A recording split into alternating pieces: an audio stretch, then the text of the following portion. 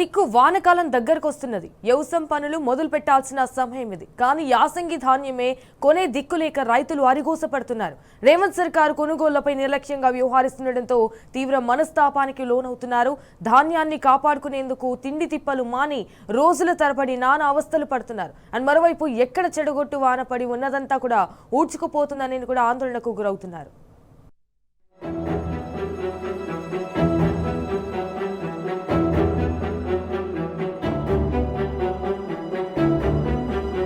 ధాన్యం కొనుగోలు గడువు 10 రోజులే మిగిలి ఉంది.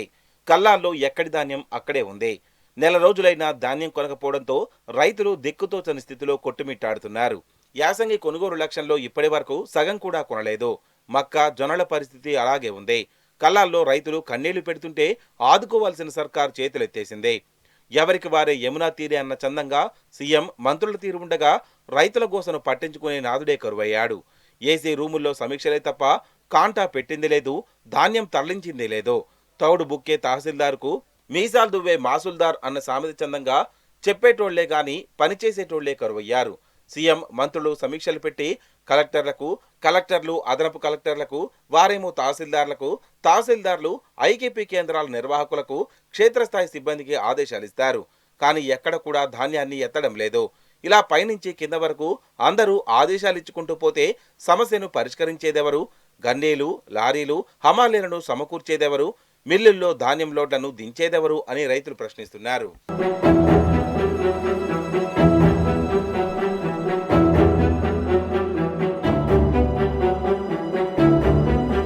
రైతులు ధాన్యాన్ని అమ్మేందుకు అష్టకష్టాలు పడుతున్నారు. నెలకు పైగా ధాన్యం అమ్మకం కోసం పడిగాపులు కాయాల్సిన దుర్భర పరిస్థితి నెలకొంది. నిబంధనలకు అనుగుణంగా ఎఫ్ఏక్యూ ఉన్నప్పటికీ కేంద్రాల నిర్వాహకులు కాంటా పెట్టడం లేదని రైతులు గగ్గోలు పెడుతున్నారు. అవసరం మేర గన్నీరు లేక కాంటా పెట్టిన ధాన్యాన్ని ఎత్తేందుకు హమాలీల కొరతతో, ఎత్తిన ధాన్యాన్ని తరలించేందుకు లారీలు లేక, తరలించిన ధాన్యాన్ని దించేందుకు మిల్లుల్లో చోటు లేక కొనుగోళ్ల ప్రక్రియ ప్రహసనంగా మారింది. ఈ దశలో ఎండలకు తారలేక ఇప్పటికే సుమారు 10 మంది రైతులు తమ ప్రాణాలు విడిచినట్లు సమాచారం. ఇటీవల 2 రైతులు వడ్లకుప్పపైనే ప్రాణాలు కోల్పోయారు. ఓవైపు ఎండలు, మరోవైపు సర్కార్ నిర్లక్ష్యంతో నెలల తరబడి కల్లాల్లో ఉండలేక రైతుల్లో ఓపిక నశిస్తోంది. సర్కారుపై ఆగ్రహంతో రోడ్డెక్కుతున్నారు. ధర్నాలు, రాస్తారోకోలు చేస్తున్నారు. ఇంకా కొన్ని చోట్ల కడుపు మండిన రైతులు ధాన్యానికి నిప్పు పెట్టి నిరసన తెలుపుతున్నారు.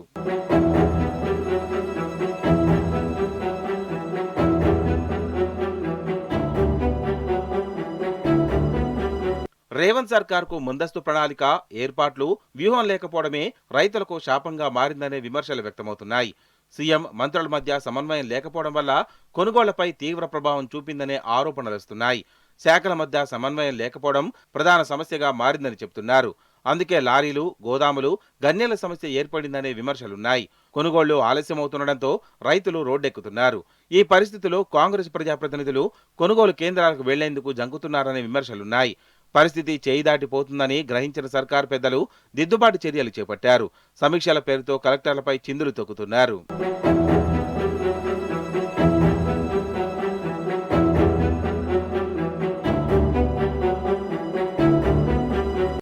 ధాన్యం కొనుగోలు ప్రారంభం సందర్భంగా ఏప్రిల్ మొదటి వారంలోనే రైతులకు ఇబ్బందులు లేకుండా చేశామని మంత్రి ఉత్తమ్ కుమార్ రెడ్డి ప్రగల్భాలు పలికారు. తీరా కొనుగోలు ప్రారంభమైన తర్వాత గానీ సర్కార్ డొల్లతనం బయటపడలేదు. గన్నీలు లేకపోవడం, లారీలు రాకపోవడం, స్టోరేజ్ లేకపోవడంతో అంతా గందరగోళంగా మారింది. వాస్తవానికి ఈ సీజన్లో 80 లక్షల టన్నుల ధాన్యం కొనుగోలు అంచనా వేసిన ఆ శాఖ సుమారు 25 కోట్ల గన్నీలు అవసరమైనట్లు అంచనా వేసింది. 13.5 కోట్లు కొత్తవి, 11.5 కోట్లు పాతవి కొనుగోలు చేయాలని నిర్ణయించింది. కొత్తవి కొనుగోలు చేసి ఆ శాఖ పాత గన్నీల కొనుగోలులో నిర్లక్ష్యం వహించినట్టుగా తెలిసింది.